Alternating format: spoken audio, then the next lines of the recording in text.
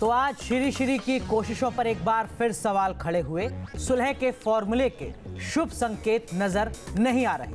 वाकई में हमारा आज का मुद्दा यही है और इसी पर भी चर्चा की जाएगी, लेकिन सबसे पहले एक रिपोर्ट आपको दिखाएंगे, उसके बाद अपने खास मेहमानों से आपका तारुफ कराया जाएगा। श्री श्री की कोशिश और कई सवाल। क्या श्री श्री की कोशिशों से इत्तेफाक नहीं रखता संत समाज? क्या बातचीत के दायरे से बाहर निकल चुका है अयोध्या का मुद्दा? क्या कोर्ट के बाहर मुद्दे को सुलझाने की गुंजाइश हो चुकी है खत्म? इस सदियों पुरानी समस्या है। एक सौहार्द और स्नेह का वातावरण माहौल पहले बनाना पड़ेगा, सबको साथ में लेकर चलना पड़ेगा। सबको साथ लेकर चलने की बात कर रहे हैं श्री श्री रविशंकर, लेकिन उनकी कोशिशों पर ग्रहण लगता दिख रहा है। अयोध्या रवाना होने से पहले श्री श्री रविशंकर ने योगी आदित्यनाथ से मुलाकात की। सामान्यतः सरकार पार्टी नहीं है और उच्चतम न्यायालय में मामला चल रहा है, इसलिए माननीय उच्चतम न्यायालय के फैसले का हमें इंतजार करना चाहिए। सरकार ज्यादा दिलचस्पी नहीं ले रही, वहीं बीजेपी के साथ दूसरे हिंदूवादी संगठनों का रुख भी सकारात्मक नहीं है। अब वहाँ उनकी क्या बातचीत होगी, साधु उसका क्या जवाब देंगे, कल तक पता लगेगा। एक आध 2-4 घंटे में पता लग जाएगा। मुझे तो पता लग गया है, लेकिन मैं समझता हूँ आपका माध्यम ही आपको बताए कि अयोध्या में संतों ने उन्हें क्या जवाब दिया। खबर थी कि निर्मोही अखाड़े के प्रमुख ने रविशंकर से पहले भी मुलाकात की थी और बताया जा रहा है कि उन्होंने ही रविशंकर को अयोध्या बुलाया, लेकिन संत समाज के कुछ सदस्य इस कोशिश का विरोध कर रहे हैं। मंदिर बनाने की बात को लेकर श्री श्री रविशंकर अयोध्या आते हैं तो किस आधार पर?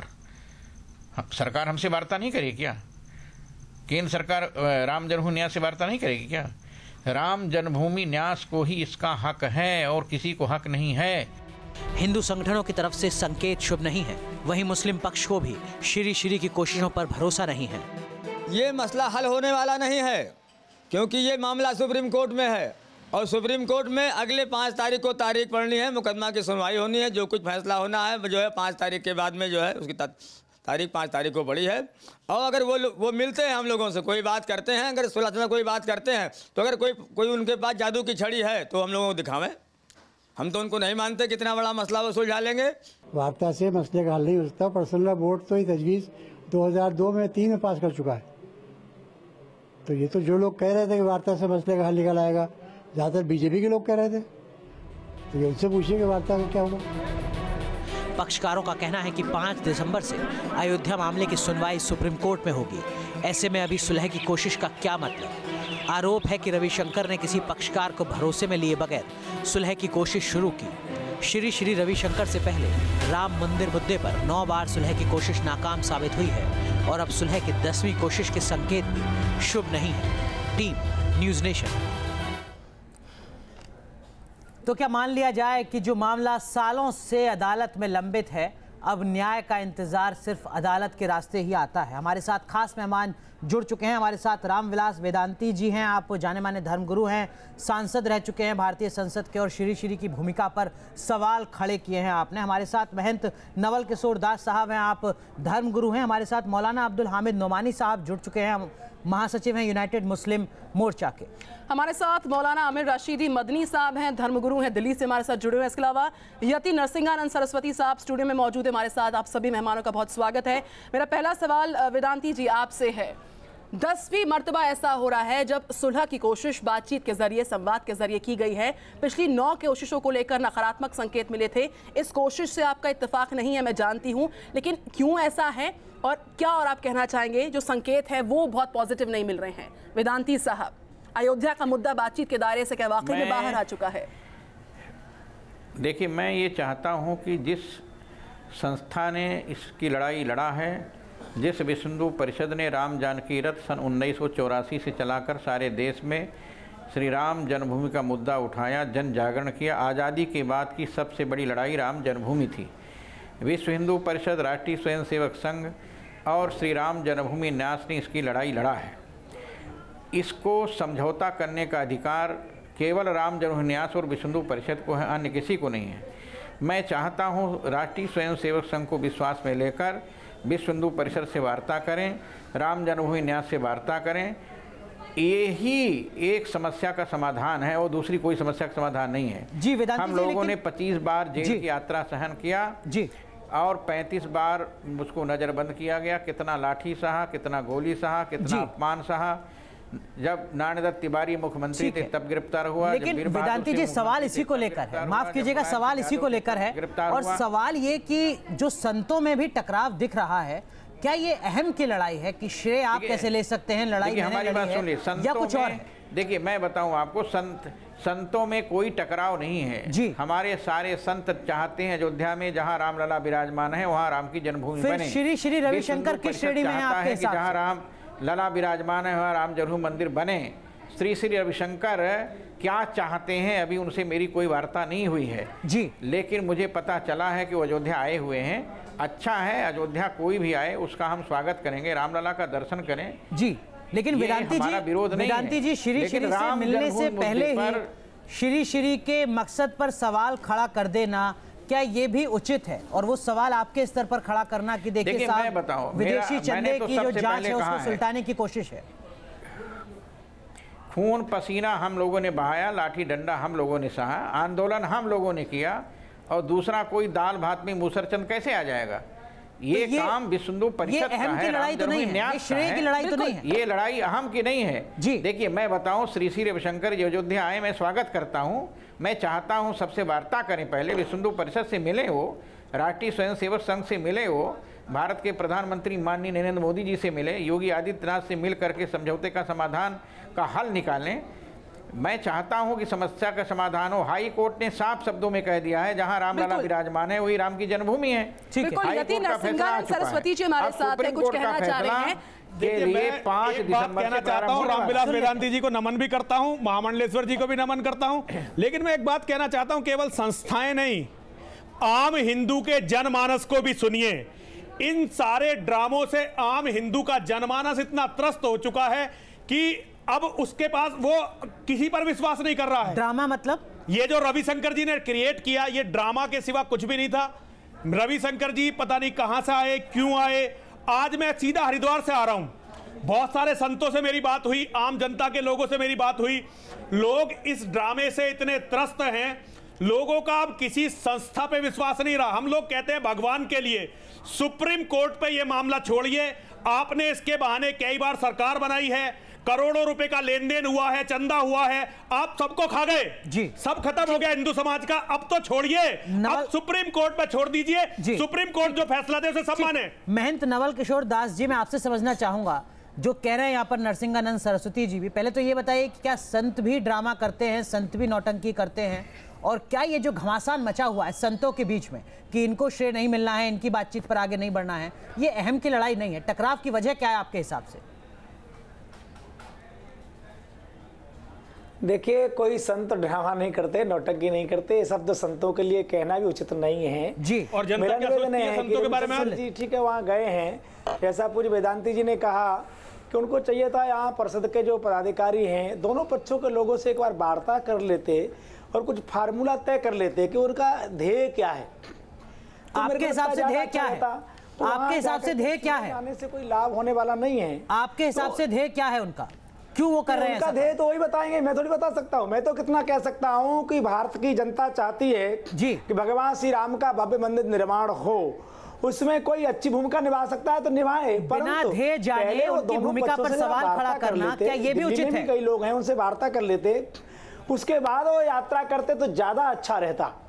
कुछ लोगों से बात करेंगे, किसी से नहीं करेंगे तो बिना मतलब का एक विवाद खड़ा होगा। ऐसी बात नहीं है, जैसा स्वामी जी ने कहा कि लोगों को विश्वास नहीं है, आज भी संतों के प्रति लोगों को विश्वास है। कार्य सेवकों ने और संतों ने जो परिश्रम किया है और दोनों पक्ष लगभग सहमत हो रहे हैं, तो उसका इतना एक नया सा वो देने की आवश्यकता नहीं थी। समझना चाहूंगी आपसे दरअसल हो क्या रहा है, इतना संवेदनशील ये मुद्दा है और उसके साथ सबकी भावनाएं इसके साथ जुड़ी हुई हैं। श्री श्री एक कोशिश करते हैं उनके आने से पहले, उनके आने के बाद लगातार जो धर्मगुरु हैं उनके बीच में अहम और टकराव का जिक्र है, वो एक तरफ रखिए, विरोधाभास इतना ज्यादा क्यों है, परंतु निर्णायक विश्लेषण करेंगे नुमानी साहब? देखिए, नरसिंहानंद सरस्वती ने जो बात कही है और जो दृष्टिकोण प्रस्तुत किया है, मैं उसका 100% जो है वो समर्थन करता हूँ। चूँकि 9 बार जो है इस तरह की बातचीत वार्ता जो है विफल हो चुकी है और लगता नहीं है दोनों पक्ष के लोग जो है वो आगे पीछे हटने के लिए तैयार नहीं है। ये जो कुछ भी हो रहा है हमें लगता है कि वो कहीं न कहीं राजनीति है। दोनों पक्ष जब आप कह रहे हैं तो क्या मतलब इसका? यानी हिंदू मुस्लिम पक्ष के कुछ लोग जो है सामने आ रहे हैं। हाँ। उनका मुस्लिम समाज में कोई प्रभाव नहीं है, कोई अस्तित्व नहीं है और जो है वो 1 इंच भी जो है वो मसले को आगे पीछे नहीं कर सकते जब तक कि जो पार्टी जो है वो कोर्ट में है जी, जब तक उनमें से किसी की तरफ से कोई जो है वो ठोस फार्मूला नहीं आता है। इसका मतलब मार्च 2017 में जब सुप्रीम कोर्ट ने कहा था कि अगर आप बाहर सुलझा सकते हैं मामले को तो बेहतर होगा, तो अदालत की टिप्पणी ही बेकार थी? नहीं, वो टिप्पणी सही थी जब तक जो है कोई ऐसी अथॉरिटी न हो जिसका जो है दोनों पे प्रभाव हो। कौन तय करेगा अथॉरिटी? कैसे तय होगी? वो सरकार करे, वो सरकार और सुप्रीम कोर्ट जैसे। अगर योगी आदित्यनाथ किसी को तय कर दें तो क्या वो आपको स्वीकार्य होंगे? हाँ बिल्कुल, अगर वही योगी आदित्यनाथ कर दे या सरकार करे तब जो है वो रास्ता निकलता है, जैसे चंद्रशेखर के जमाने में हुआ था और बीच में जो है लेकिन समाधान तो तब भी नहीं निकला था। हाँ नहीं निकला था, लेकिन फिर भी जो है वो देखा जाता कहाँ है। क्या देखा जाएगा नोमानी साहब? वो अगर कोई फार्मूला ठोस आएगा तो। फार्मूला किसकी सुविधा के हिसाब से? कैसा फार्मूला? किसके सुविधा के हिसाब से नहीं, आप जो है तत्वों को देख के आप जो है किस आधार पे जो है ये जो है आपकी गतिविधियां हैं, किस आधार पे लोगों से आप बातचीत कर रहे हैं, आप क्या जो है किस तरह समाधान निकालेंगे। बिल्कुल, मदनी साहब हमारे साथ हैं। मदनी साहब जिस ठोस फॉर्मूले का नुमानी साहब जिक्र कर रहे हैं, आप उसे परिभाषित कर पाएंगे? सुप्रीम कोर्ट आप परिभाषित करके बताइए। सरस्वती जी मार्च 2017 में सुप्रीम कोर्ट ने ये भी कहा था कि कुछ दें और कुछ नहीं, यानी कि सुलह जो है वो मीडिएशन के तौर पर हो सकती है, लेकिन जो ठोस फॉर्मूला है आप ही परिभाषित कर दीजिए कैसा होना चाहिए कि एक और कोशिश अगर आने वाले वक्त में हो तो वो थोड़ी सकारात्मक साबित हो जाए। देखिए, बहुत साफ तौर पे पहले ये समझना होगा कि मस्जिद का मामला क्या है। पहली बात जो भ्रम पैदा किया जा रहा है कि मस्जिद मंदिर तोड़ के बनाई गई, तो मैं एक बात पूरी आपके माध्यम से जनता को बताना चाहता हूं कि कोई भी मस्जिद किसी की कब्जा की हुई या जबर से छीनी हुई जगह पर मंदिर तो छोड़िए, मुसलमान की जमीन भी जबरदस्ती लेकर नहीं बनाई जा सकती। तो ये तो कोर्ट ने हाई कोर्ट लिहाजा ये कहना झूठ, ये तो हाई कोर्ट बता चुका है कि ये मंदिर तोड़ के बनी है। ये तो हाई कोर्ट तय कर चुका है कि ये मंदिर तोड़ के बना है। ये जो ढांचा था मंदिर तोड़ के बना है, हाई कोर्ट बता चुका है। आप लोग पहले से कह रहे हैं इस बात को, 15 झूठ बोल रहे हैं। मंदिर के साथ ये मंदिर तोड़ के बना है, सबके सामने हाई कोर्ट इसे तय कर चुका है। 3 ढांचा खड़ा किया था, इधर हाई कोर्ट ने। मेरी आवाज शायद नहीं पहुंच रही है। नहीं आवाज आ रही है आपकी, कहें मदनी साहब? आपको हाई कोर्ट ने बताया है, हाई कोर्ट तय कर चुका है इस बात को कि ये मंदिर तोड़ के बना है। आवाज आ रही है, कहें? मंदिर के साक्ष्य मिले हैं वहाँ। ये बिल्कुल, अरे साक्ष्य महाराज जी बिल्कुल तय है ये मंदिर तोड़ के बना, हाई कोर्ट का फैसला है।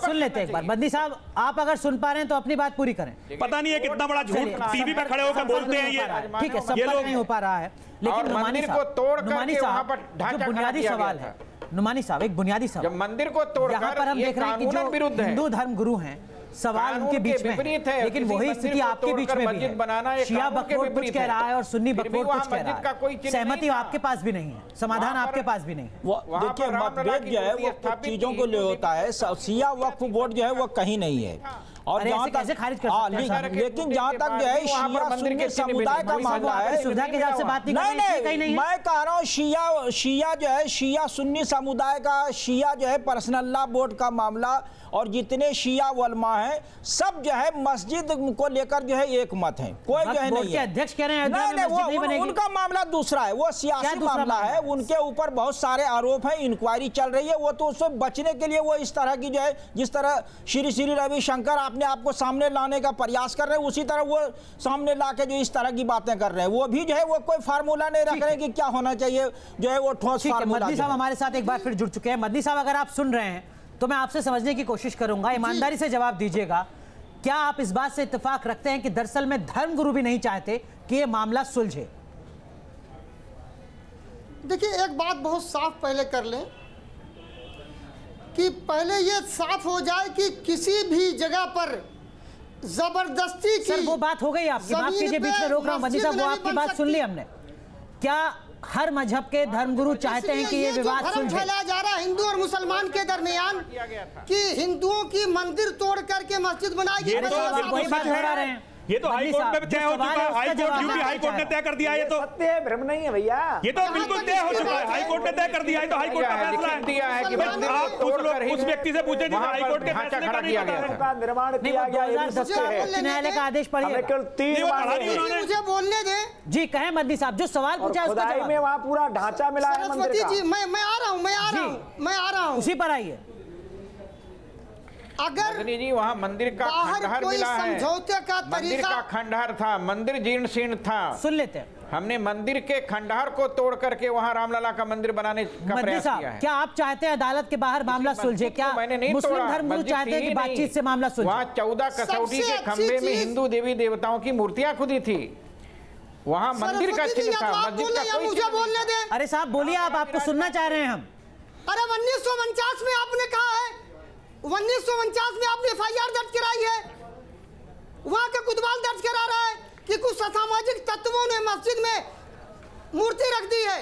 ये बच्चों वाली बात हो रही है, आप जबरदस्ती की बात बच्चों वाली बात हो रही है। साहब जो सवाल मैं आपसे पूछ रहा हूँ उसका जवाब आप नहीं दे रहे, आप इतिहास की बात कर रहे हैं। ये तो बचपने की बात हो रही है। 1528 जिस चीज पर हाई कोर्ट ये फैसला दे चुका है कि यहाँ पर पूरे साक्ष्य हैं कि ये पहले मंदिर था। श्री श्री आज भी ये इतिहास को आगे बढ़ा रहे हैं। क्या आप चाहते हैं कि वो बातचीत से सुलझे? मंदिर के 14 कसौटी खंबे थे जब ढांचा। अरे महाराज उस पर तो हाई कोर्ट का फैसला आ चुका है, 2010 का आदेश है। हाई कोर्ट हम सबसे बड़ा है, हाई कोर्ट का फैसला आ चुका है। कीजिए, आपको रोक रहा हूँ यहाँ पर। बंदी साहब मांगूंगा आपके पास एक बार फिर। तो श्री की कोशिश और कई सारे सवाल और सवालों पर हम कर रहे हैं विस्तार से बात। हमारे साथ तमाम खास मेहमान मौजूद है। वेदांती जी, मैं आपसे जानना चाहूंगी आगे रास्ता क्या नजर आता है?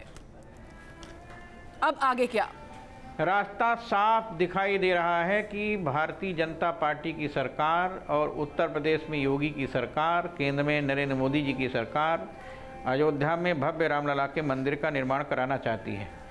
लेकिन इस समस्या का समाधान कैसे हो, इसके लिए या तो आपसी सहमति बने, या तो सुप्रीम कोर्ट का आदेश हो, और या तो पार्लियामेंट में कानून बने। जी ठीक है, पार्लियामेंट में कानून बनेगा तभी इस समस्या का समाधान हो सकता है। श्री श्री रविशंकर जी अयोध्या आए थे, कुछ लोगों से मिले भी हैं, उनकी वार्ता भी हुई है, लेकिन क्या वार्ता हुई है इस वार्ता की जानकारी लेकिन वेदांती जी आप लेकिन मैं चाहता हूं इसके आधार पर कानून बना लें। मैं क्या ये भी लोकतांत्रिक लिहाज से उचित? मेरी बात सुन लीजिए। देखिए, जिन लोगों ने खून बहाया, पसीना बहाया, मंदिर निर्माण करने के लिए आंदोलन किया, उन लोगों से परामर्श करना चाहिए। राष्ट्रीय स्वयं सेवक संघ, विश्व हिंदू परिषद, श्री राम जन्मभूमि न्यास जी, इन लोगों ने ही संघर्ष किया है। इन लोगों से परामर्श करने के बाद ही किसी निर्णय पर पहुंचा जा सकता है। एक चीज और मैं आपसे श्री श्री रविशंकर जी को सबसे पहले विश्व हिंदू परिषद से वार्ता करनी चाहिए। ठीक है, एक बात और इसके बाद की तरफ से कही जा रही है, परिषद के सहयोग से, राष्ट्रीय स्वयं सेवक के सहयोग से जी, ठीक है, इस समस्या का समाधान नहीं, वो किया मिले जा हैं सकता योगी है। कोई आदित्यनाथ से जाकर लखनऊ, ठीक है। लेकिन जो श्री श्री रविशंकर कह रहे हैं वेदांती जी, वो कह रहे हैं कि मुझे पता है कि ये आसान नहीं है जिस रास्ते पे मैं निकला हूं। वो ये भी कह रहे हैं कि मुझे पहले सबसे बात करने दें, उसके बाद किसी नतीजे पर पहुंचा जाना चाहिए। ये सारी प्रक्रिया से पहले ही जब हम श्री श्री रविशंकर पर सवाल खड़ा कर रहे हैं, मैं तो हम कहीं जल्दबाजी तो नहीं दिखा रहे। जिससे वार्ता करनी चाहिए उससे उन्होंने वार्ता नहीं किया अभी तक। जी, वार्ता करना चाहिए जिससे उससे उन्होंने अभी तक वार्ता नहीं किया। 16 नवंबर को अंतिम तारीख थोड़ी थी बातचीत की। बातचीत की प्रक्रिया अभी शुरू हुई है। कितना चिड़िया उड़े आकाश, चारा है धरती के पास। जी, जिन लोगों ने खून पसीना बहाया है, अयोध्या के संतों ने बहुत बलिदान दिया है। इसके लिए परमहंस रामचंद्र दास जी महाराज शहीद हो गए, पूज्य महंत नितुपाल दास जी शहीद हो गए, माननीय अशोक सिंघल जी इसके लिए बहुत परिश्रम किया, आचार्य गिरिराज किशोर जी ने बहुत परिश्रम किया, इसके लिए मोरोपंत पिंगले ने बहुत परिश्रम किया।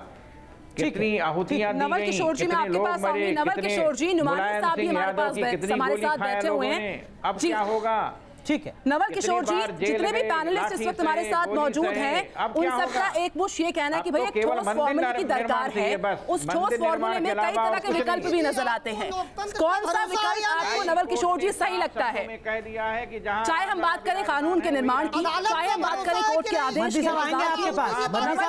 नवल किशोर जी, मदनी साहब, आपको मौका मिलेगा, फरमाइएगा जरूर। लेकिन किशोर साहब, मैं आपसे जानना चाहती हूँ, बहुत सारे ऑप्शंस का जिक्र होता है, बहुत सारी चुनौतियां भी हैं। कोशिश हर बार होती है, सफल साबित नहीं होती है। ठोस फॉर्मूले की बात कल भी होती थी, आज भी होती है और कल भी होगी। आपकी नजर में परिभाषा मैं भी जान लूं जरा, क्या है ठोस फॉर्मूला? देखिए, बात करने का सबको है, बात सब कर सकते हैं, प्रयास कर सकते हैं, पर जिस स्थिति में है मुझे लगता है कि कोर्ट जो आदेश करे, और निसंदेह हमें विश्वास है कि कोर्ट का निर्णय भगवान श्री राम के मंदिर के पक्ष में ही आएगा, क्योंकि वहां पर पहले से मंदिर है, ये प्रमाणित हो चुका है। इसलिए अच्छा है, कोर्ट ने कहा था कि आप बाहर वार्ता कर लें। कोर्ट चाहता था कि दोनों पक्ष वार्ता कर लें, तो दोनों पक्ष बाहर वार्ता कर लेते हैं, कोई समझौता हो जाता है, कोर्ट को कह सकते हैं कि हमारा ये वार्ता हो चुकी है, तो कोर्ट को आसानी हो जाएगी। ठीक है, नहीं तो कोर्ट तो 5 दिसंबर से रोजाना सुनवाई करने को तैयार है और कोर्ट जो निर्णय करेगा हम सबको मान्य होगा। पर वहाँ मंदिर ही था, ये तो सब जानते हैं। नवल किशोर दास जी, जरा एक चीज और समझा दीजिए। योगी आदित्यनाथ जाते हैं अयोध्या नगर निगम के चुनाव प्रचार की शुरुआत करने। अयोध्या में वो तारीफ करते हैं श्री श्री रविशंकर के प्रयास की और कहते हैं कि बातचीत से समाधान निकलना चाहिए। उसके बाद ऐसा क्या घटता है कि 48 घंटे के अंदर अंदर तमाम बयान बदल जाते हैं और हर कोई विश्व हिंदू परिषद से लेकर भारतीय जनता पार्टी तक कहता है कि सबको अदालत के फैसले का इंतजार है? ऐसा क्या हुआ? क्या 2 महीने पहले किसी भारतीय जनता पार्टी के नेता ने, संत ने बातचीत की प्रक्रिया को लेकर सवाल खड़ा किया था? शायद नहीं किया था। नहीं, देखिए, रविशंकर जी का स्पष्ट रूप से, प्रत्यक्ष रूप से कभी राम जन्मभूमि आंदोलन से कोई ज्यादा सक्रियता रही नहीं, उनका कोई लेना देना रहा नहीं। इसीलिए और सरकार ने तो कहा कि वार्ता करो, कौन मना करता है? रविशंकर जी का इससे पहले राम जन्मभूमि आंदोलन से कोई ज्यादा लेना देना नहीं रहा। वो एक धार्मिक व्यक्ति है, ठीक है, वार्ता करने का उनको भी अधिकार है, वार्ता कर सकते हैं, अयोध्या जा सकते हैं, अयोध्या में सबका सम्मान है, सब संतों ने सम्मान भी किया है, पर वो कोई निर्णय देंगे वो थोड़ा कठिन है। सरस्वती जी, घटनाक्रम में और बयानों में इतनी तेजी के साथ, बिल्कुल सही अनुराग ने जिक्र किया कि घटनाक्रम की बात करें, बयानों की बात करें, इतने तेजी के साथ क्या बदलाव आया है कि आज बयान भी दूसरे हैं। योगी आदित्यनाथ साहब अयोध्या में जाकर जिक्र करते हैं वेलकम करने का, और अब जब उनसे बात की जाती है श्री श्री रविशंकर के साथ मुलाकात की तो दिलचस्पी नहीं। देखिए, बहुत स्पष्ट आपको एक बात समझनी पड़ेगी। नहीं तो योगी, देखिए, वो मुख्यमंत्री हैं, कोई व्यक्ति उनसे मुलाकात करने जाता है तो वो मिले। एक बात बहुत स्पष्ट आपको समझनी पड़ेगी, जो अभी हमारे तारीफ करी थी नवल किशोर जी अयोध्या में, आप भूल रहे हैं श्री श्री रविशंकर की। जी कह नरसिंह जी, देखिए, अभी आपको एक बात बहुत स्पष्ट समझनी पड़ेगी।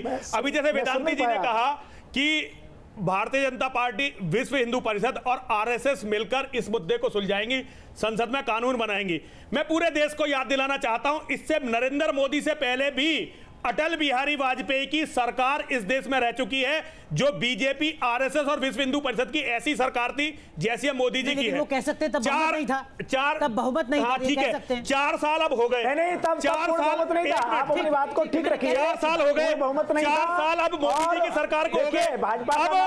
अब गांव प्रधान से लेकर राष्ट्रपति तक सब जो है बीजेपी का है। नहीं, ऐसा नहीं, अभी आप इस बात को कहेंगे तो वो कहेंगे देखिए नहीं, हमारा ये कहने की बातें हैं, ये कहने की बात। जीएसटी हो सकता है, जीएसटी इस देश में लग सकती है, नोटबंदी हो सकती है, तो राम मंदिर क्यों नहीं बन सकता? और नहीं बन सकता तो इसे फिर जो है कोर्ट पर छोड़ा क्यों नहीं जा रहा?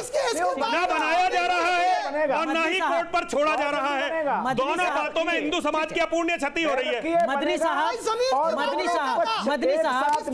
ये दलील अब ठीक है कि संसद से कानून पारित हो, क्योंकि भारतीय जनता पार्टी के पास बहुमत है, और उसके बाद राम मंदिर का निर्माण हो, क्या ये दलील वाजिब है? मदनी साहब, देखिए, ये डंडे की बात करते हैं, डंडे की भाषा की बात करते हैं। इनको बता देता हूं कि डंडा हाथ बदलता है, डंडा किसी का होता नहीं। ये जो बात कर रहे हैं वेदांती जी की भाषा देखिए, संसद में कानून बनाएंगे, यहाँ संविधान कोई चीज नहीं है। ये बच्चों वाली बात है। नरेंद्र मोदी जी कानून नहीं बना सकते, उनके अंदर वो मटेरियल नहीं है। केवल योगी जी में वो मटेरियल है, लेकिन योगी जी भारत के प्रधानमंत्री नहीं है। देखेगा ईमानदारी, प्रशासन इतना लुंज-पुंज नहीं है कि आप दंगा करेंगे और सरकार बैठा रहेगा। हल निकल सकता है, दंगा कोई करेगा तो यदि सरकार जमीन किसकी है? आप कोई आएगा तो जमीन रामलला की है, जमीन तो रामलला की है, ये तय हो चुका है। हाई कोर्ट ने तय कर दिया, हाई कोर्ट ने तय कर दिया जमीन रामलला की है। हो गया है, और ये आप पहले से कह रहे हैं कि अगर ये तय हो जाए कि वहां मंदिर है तो हम जगह को छोड़ देंगे, क्योंकि इस्लाम कहता है किसी का मंदिर तोड़कर मस्जिद नहीं बनाई जा सकती। लेकिन आप अपनी बात पर है नहीं, आप झूठ बोलते हैं, आप केवल अपने फायदे के लिए झूठ बोलते हैं और ये आपका वहम है, सारी दुनिया देख रही है। हाई कोर्ट ने ये बता दिया है और सुप्रीम कोर्ट भी बताएगा कि वहां केवल मंदिर था।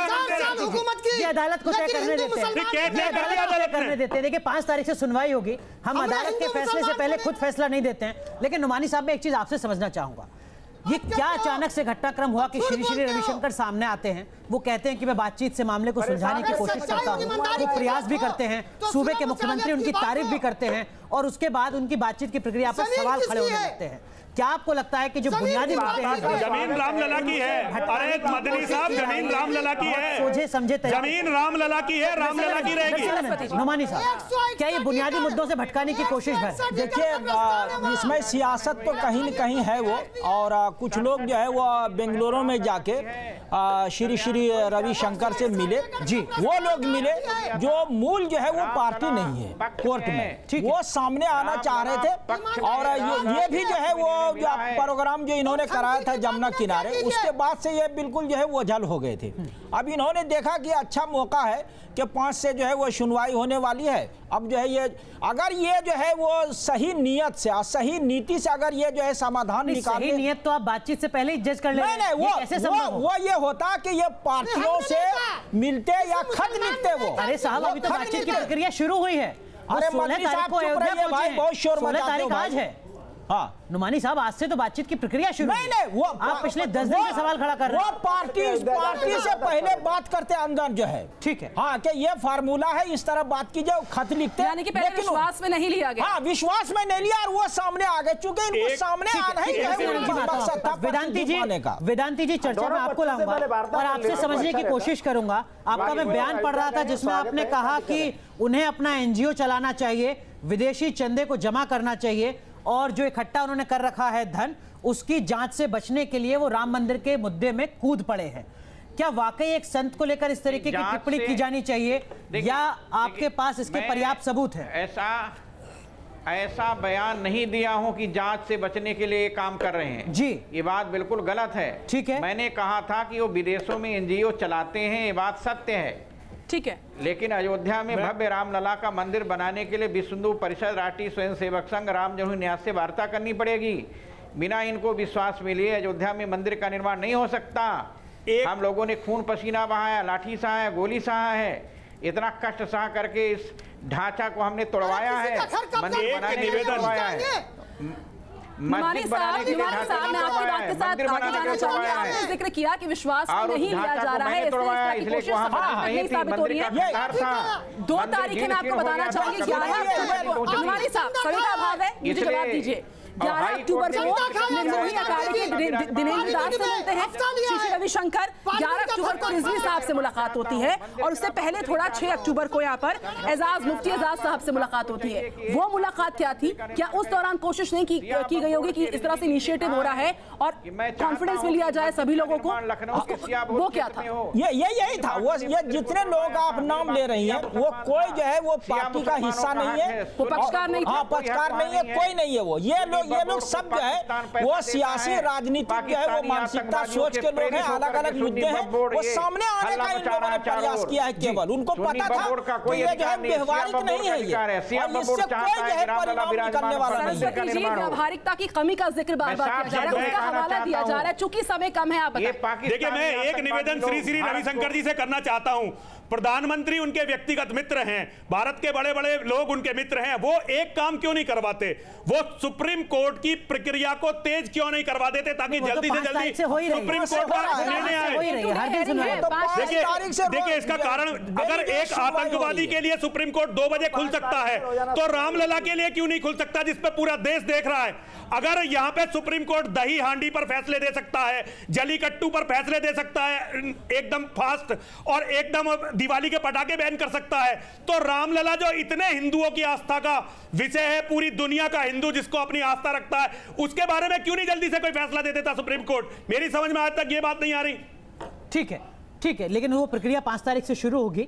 लेकिन इन सब के बीच में मदनी जी, एक चीज मैं आपसे समझना चाहूंगा। मुस्लिम पर्सनल लॉ बोर्ड की तरफ से बयान आया और ये कहा गया कि देखिए साहब, श्री श्री रविशंकर जिस तरीके का प्रयास कर रहे हैं उस तरीके के प्रयास 9 बार पहले भी हो चुके हैं और नतीजा कुछ नहीं निकला है। 9 बार जो नहीं हो पाया है वो 10वीं बार भी नहीं होगा। ये निराशा है क्या आपकी, या ये सोची समझी रणनीति है कि मामले को सुलझने नहीं देना है बातचीत से? मदनी साहब देखिए, मैं बहुत साफ कहता हूं, देखिए मैं बताऊं, ईमानदारी आपसी से समझौते के आधार पर यदि मंदिर का निर्माण होता है तो बहुत अच्छा है, लेकिन आपसी समझौते का कोई आधार होना चाहिए। श्री श्री रविशंकर ने आपसी समझौते का कोई आधार तय नहीं किया है। आपसी समझौता तब तक नहीं हो सकता है जब तक राम जन्मभूमि न्यास से वार्ता नहीं होती है, विश्व हिंदू परिषद से वार्ता नहीं होती, राष्ट्रीय स्वयंसेवक संघ से वार्ता नहीं होती है। श्री श्री रविशंकर क्यों ये पहल कर रहे हैं? सरकार से उनका क्या फायदा है इससे? श्री श्री रविशंकर का क्या फायदा? वेदांती जी बता दीजिए आप। देखिए मैं बताऊं, श्री श्री रविशंकर जी अयोध्या आए, संतों से, कुछ लोगों से मिले हैं, सबसे नहीं मिले हैं। अयोध्या आकर के रामलला का दर्शन किए हैं, चले गए हैं, लेकिन इससे कुछ होने वाला नहीं है। जिनसे वार्ता करनी चाहिए उनसे उन्होंने वार्ता नहीं किया।